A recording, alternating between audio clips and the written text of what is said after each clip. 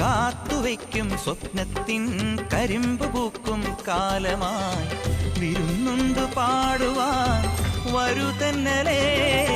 പൂത്തു നിൽക്കും പാടത്തെ വിരിപ്പു കൊയ്യാൻ നേരമായി കതിർക്കറ്റ നുള്ളിയോ നീ ഇന്നലെ.